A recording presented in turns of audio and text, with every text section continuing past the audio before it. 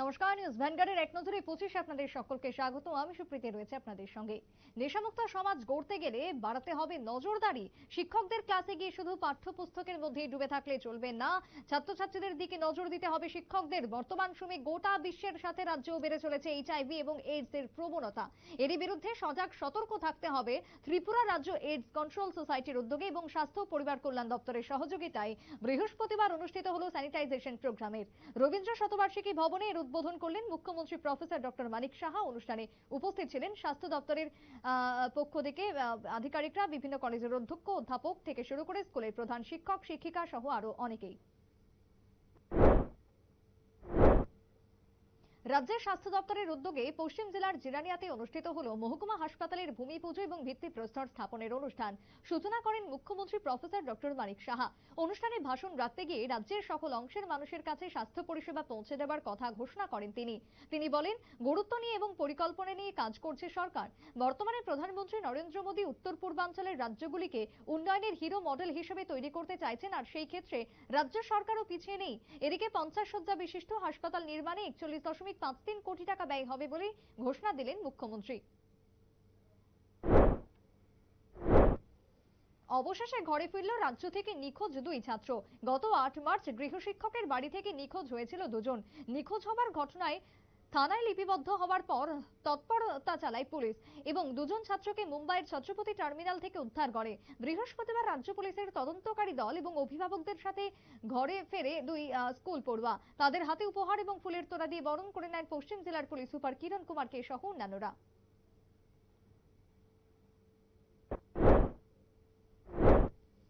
বর্তমানে ফ্ল্যাগ ফেস্টুনের প্রচারে জৌলুস পরিলক্ষিত হয় বিভিন্ন জায়গায়, কিন্তু তার মধ্যে প্রাচীন পদ্ধতি দেওয়াল লিখনকে ধরে রেখেছে ত্রিপুরা প্রদেশ বিজেপি মহিলা মোর্চা। বৃহস্পতিবার শ্যামলী বাজার এলাকায় মহিলা মোর্চার উদ্যোগে অনুষ্ঠিত হয় দেওয়াল লিখন কর্মসূচি। পাশাপাশি পুরসভার 5 নম্বর ওয়ার্ডের 10 নম্বর বুথ এলাকায় বাড়ি বাড়ি গিয়ে লাভার্থীদের সাথে কথা বলেন মহিলা মোর্চার নেতৃত্বরা। উপস্থিত ছিলেন প্রদেশ বিজেপির সভানেত্রী মিমি মজুমদার সহ আরো অনেকেই।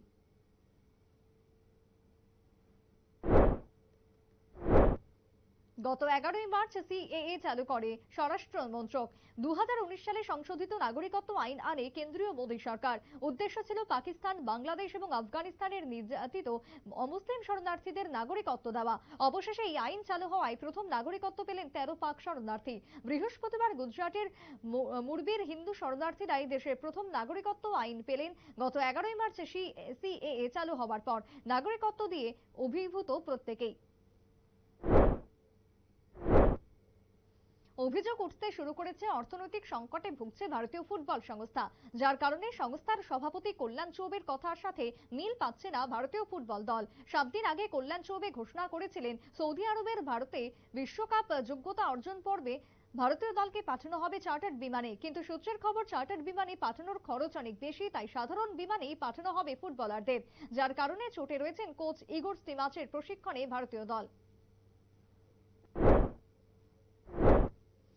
বৃহস্পতিবার বিকেলের ঝড় ও দমকা হওয়ার কারণে ভেঙে পড়ল বীরেন্দ্র ত্রিপুরার মাথা গোজার স্থানটি। করবুক মহকুমার অন্তর্গত করবুক ব্লকের অধীন পূর্ব মানিক্য দেওয়ান এডিসি ভিলেজে ঘটে এই দুর্ঘটনা। ঘটনার খবর পেয়ে তিপ্রামাথা দলের করবুক ব্লক সচিব বিশাল দেববর্মা ঘটনাস্থলে পৌঁছান। তবে সেক্ষেত্রে তাদের আশ্বস্ত করেন ব্লক সচিব, সম্পূর্ণ বাড়ি ভেঙে যাওয়ার ফলে প্রায় 1.5 লক্ষ টাকার ক্ষতির সম্মুখীন হয়েছেন পরিবারটি। এদিকে ঘটনার পর প্রশাসনের তরফে কোনো খবর না নেওয়ায় উপজাতি মহলে তৈরি হয়েছে ক্ষোভ।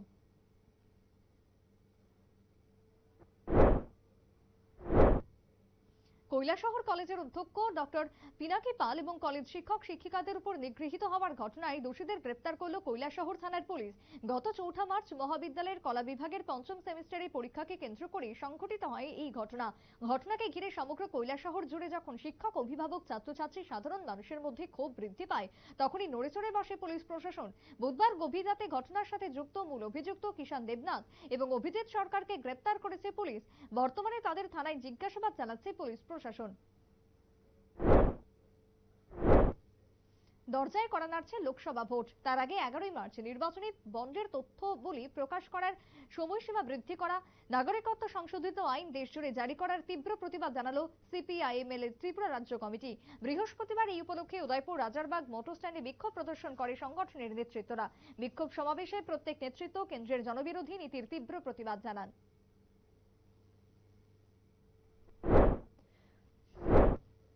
নির্বাচন কমিশনে জোড়া শূন্য পদের নিয়োগ করা হলো দুজন আমলাকে। বৃহস্পতিবার এই শূন্য পদে নিয়োগে প্রধানমন্ত্রী নরেন্দ্র মোদীর নেতৃত্বাধীন 3 সদস্যের কমিটি বৈঠক করে। বৈঠকের সিদ্ধান্তক্রমে দুই নির্বাচন কমিশনারের পদে এলেন সুখবীর সিং সান্ধু এবং গণেশ কুমার।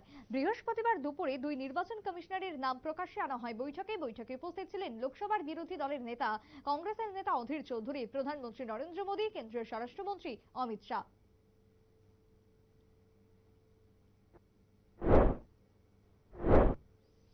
রাজ্য সরকারের অর্থনীতি ও পরিসংখ্যান দপ্তরের বহুতল অফিসের ভিত্তিপ্রস্তর স্থাপন হলো বৃহস্পতিবার।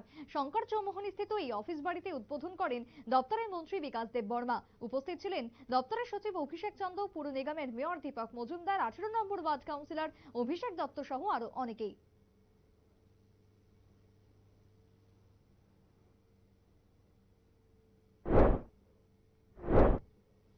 দেশে সংবিধান গণতন্ত্রের রক্ষায় শিক্ষার অধিকার কাজের দাবিতে নেশার বিরুদ্ধে সামাজিক আন্দোলন গড়ে তুলতে রাজপথে নামলো 4টি বাম যুব সংগঠন। বৃহস্পতিবার আগরতলায় যুব মিছিল ও যুব সমাবেশ অনুষ্ঠিত হয় সংগঠনের উদ্যোগে। ডিওয়াইএফআই, টিওয়াইএফ এবং এসএফআই এবং টিএসইউর উদ্যোগে আয়োজিত মিছিল রাজধানীর বিভিন্ন পথ পরিক্রমা করে। মিছিল শেষে সমাবেশে কেন্দ্রের জনবিরোধী তীব্র সমালোচনা করেন নেতৃত্বরা। উপস্থিত ছিলেন প্রাক্তন মুখ্যমন্ত্রী মানিক সরকার, সিপিএম রাজ্য সম্পাদক জিতেন্দ্র চৌধুরী সহ অন্যান্য নেতৃত্বরা। মিছিল ও সমাবেশকে ঘিরে 4 বাম যুব সংগঠনের মধ্যে ব্যাপক সাড়া পরিলক্ষিত হয়।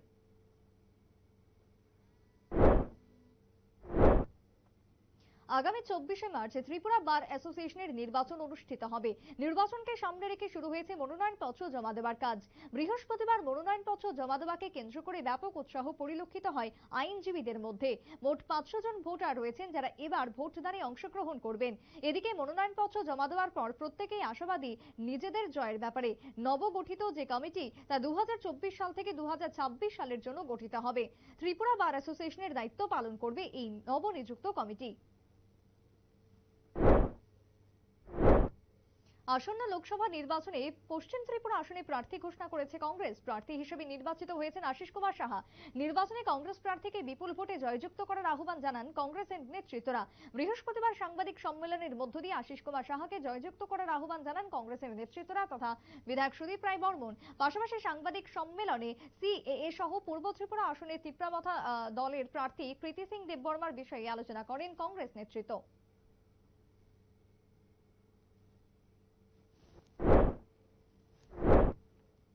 পরিবহন ব্যবস্থার কারণে রাজ্যের উৎপাদিত চা মার খাচ্ছিল। 54টি চা বাগান, 13টি কোঅপারেটিভ বাগান এবং তার সঙ্গে 2800টি ক্ষুদ্র চা বাগিচা থেকে উৎপাদিত চা বাজারজাতকরণের ক্ষেত্রে সমস্যায় পড়তেন চাষিরা। বছরে প্রায় 90 লক্ষ থেকে 1 কোটি কেজি চা অকশনের ক্ষেত্রে অনেকটাই অর্থ ব্যয় করতে হতো রাজ্যের চা চাষিদের। এবারে সেই সমস্যা দূরীকরণে এগিয়ে এলো রাজ্য সরকার এবং চা উন্নয়ন নিগম। বৃহস্পতিবার রাজধানীর গোর্খাবস্তিতে ভিত্তিপ্রস্তর স্থাপন হলো টি অকশন সেন্টারের। উদ্বোধন করেন মুখ্যমন্ত্রী প্রফেসর ডক্টর মানিক সাহা। তাছাড়া উপস্থিত ছিলেন শিল্প বাণিজ্য দপ্তরের মন্ত্রী শান্তনা চাকমা।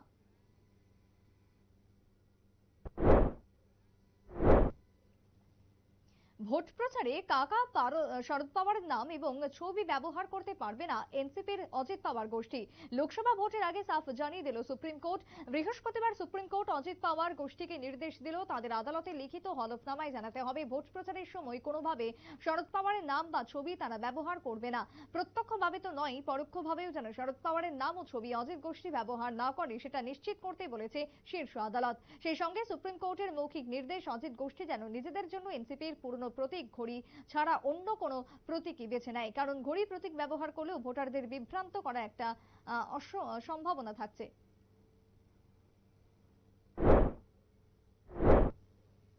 কৈলাসহরে বিদ্যুৎ পরিষেবা প্রদানকারী বেসরকারি সংস্থা সাই কম্পিউটার লিমিটেডের বিরুদ্ধে গণধর্নায় বসলেন ঠিকাদার সহ শ্রমিকরা। রীতিমতো অফিসের বারান্দায় বসে স্লোগান দিয়ে গণধর্না শুরু। গণধর্নাকারীদের বক্তব্য, দীর্ঘ প্রায় 3 থেকে 4 বছর ধরে বিদ্যুৎ পরিষেবা প্রদানকারী বেসরকারি সংস্থা সাই কম্পিউটার লিমিটেডের কথা মতো কাজ করে টাকা পাওয়া যাচ্ছে না। বৈদ্যুতিক কাজের জন্য শ্রম এবং অর্থ বিনিয়োগ করেও ঠিকাদারগণ সামর্থ্যের শেষ পর্যায়ে পৌঁছে গেছে। তাই সাই কম্পিউটার লিমিটেডের অধীনস্থ সমস্ত ঠিকাদারগণের সমস্ত বিল অবিলম্বে পরিশোধ করার দাবিতে গণধর্ণা শুরু করেছেন। যতক্ষণ না অবধি বকেয়া বিল দেওয়া হবে না, লিখিত আশ্বাস না পাওয়া অবধি গণধর্ণা চলবে।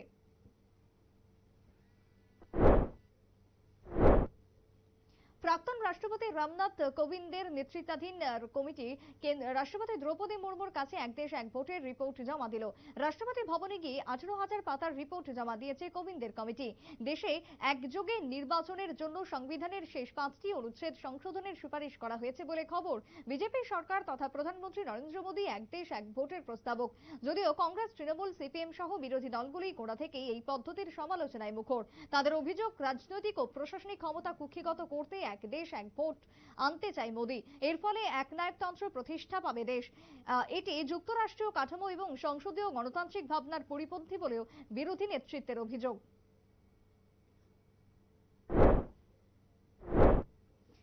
উদয়পুর মহকুমার পিত্রা উচ্চতর মাধ্যমিক বিদ্যালয়ে শুরু হলো 7 দিনব্যাপী এনএসএস ক্যাম্পের। প্রদীপ জ্বালিয়ে এর উদ্বোধন করলেন বিধায়ক রামপদ জমাতিয়া। উপস্থিত ছিলেন মাতাবাড়ি পঞ্চায়েতের সমিতির চেয়ারম্যান সুজন কুমার সেন, বিশিষ্ট সমাজসেবক কার্তিক দেবনাথ, বিদ্যালয়ের প্রধান শিক্ষক প্রদীপ কর আচার্য সহ অন্যান্যরা।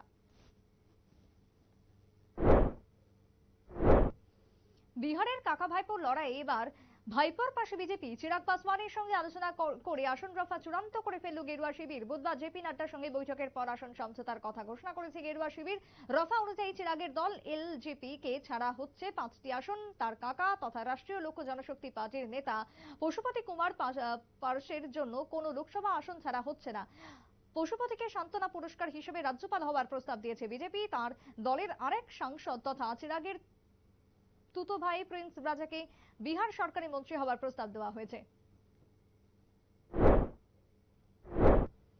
কৃষি ও কৃষকের উন্নয়নে কাজ করছে কেন্দ্র এবং রাজ্য সরকার। বিভিন্ন পদক্ষেপ গ্রহণ করেছে। তার জন্য লক্ষ্য কৃষকদের আয় বৃদ্ধির সাথে দেশকে খাদ্যের স্বয়ংসম্পূর্ণ করা। বৃহস্পতিবার এক অনুষ্ঠানের মধ্য দিয়ে উদ্বোধন হলো খোয়াই জেলা কমিটির মাটি পরীক্ষাগারের। খোয়াই কৃষি মহকুমা অফিস চত্বরে পরীক্ষাগারের আনুষ্ঠানিক উদ্বোধন করেন কৃষিমন্ত্রী রতনলাল নাথ। উপস্থিত ছিলেন কৃষি অধিকর্তা শরদিন্দু দাস, খোয়াই জেলা পরিষদের সভাধিপতি জয়দেব দেববর্মা, জেলা পরিষদের সদস্য সুব্রত মজুমদার সহ অন্যান্যরা।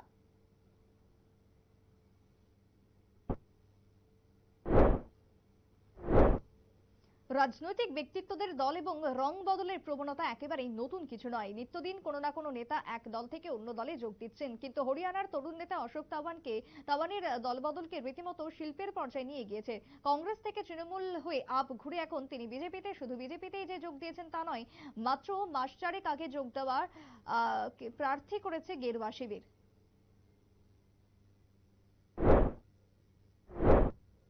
নজরে 2024 রামচন্দ্রঘাট বিধানসভা কেন্দ্রের বিধায়ক রঞ্জিত দেববর্মার উদ্যোগে বিধায়ক উন্নয়ন তহবিল থেকে 10 লক্ষ টাকা ব্যয়ে খেলার সামগ্রী বিতরণ। ময়জলবাড়ি স্কুল মাঠে অনুষ্ঠিত অনুষ্ঠানে উপস্থিত ছিলেন মন্ত্রী অনিমেষ দেববর্মা, বিধায়ক রঞ্জিত দেববর্মা, খোয়াই জেলা শাসক চাঁদনী চন্দ্রন, মহকুমা শাসক মেঘা জৈন সহ আরো অন্যান্যরা। এদিন রামচন্দ্রঘাট বিধানসভা কেন্দ্রের সমস্ত ভিসিও পঞ্চায়েতের মাধ্যমে এই খেলার সামগ্রীগুলি বিতরণ করা হয়। সেই সাথে 5টি সেলাই মেশিনও বিতরণ করা হয়।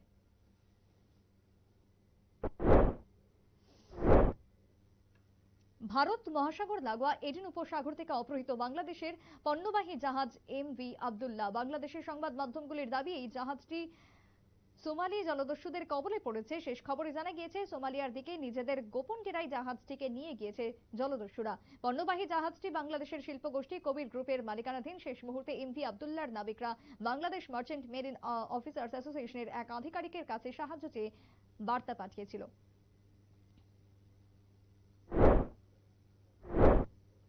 কেন্দ্রীয় প্রতিমন্ত্রী প্রতিমা ভৌমিকের সাংসদ উন্নয়ন তহবিল থেকে 70টি স্কুল এবং 5টি কলেজে পুস্তক বিতরণ। এই উপলক্ষে রাজধানীর প্রগতি স্কুলে এক অনুষ্ঠানে মধ্য দিয়ে কেন্দ্রীয় প্রতিমন্ত্রী প্রতিমা ভৌমিক সংশ্লিষ্ট স্কুল কলেজের শিক্ষক শিক্ষিকাদের হাতে পুস্তক তুলে দেন। অনুষ্ঠানে বক্তব্য রাখতে গিয়ে কেন্দ্রীয় প্রতিমন্ত্রী বলেন, বইয়ের বিকল্প নেই। সামাজিক মাধ্যমে বিভ্রান্তের আশঙ্কা রয়েছে, কিন্তু বই বা পত্রিকায় কোনো বিভ্রান্তির অবকাশ নেই। সেই সাথে তিনি বলেন, স্বপ্ন ছিল আগরতলা একটি বিশ্বমানের আন্তর্জাতিক গ্রন্থাগার তৈরি করার, কিন্তু উপযুক্ত জায়গার অভাবে তা এখনো বাস্তবায়ন করা হয়ে ওঠেনি। এখনকার মতো এক নজরে 25 পর্যন্তই। পরবর্তী নিউজ আপডেট এবং টকশো দেখার জন্য চোখ রাখবেন শুধুমাত্র নিউজ ভ্যানগার্ডের পর্দায়। নমস্কার।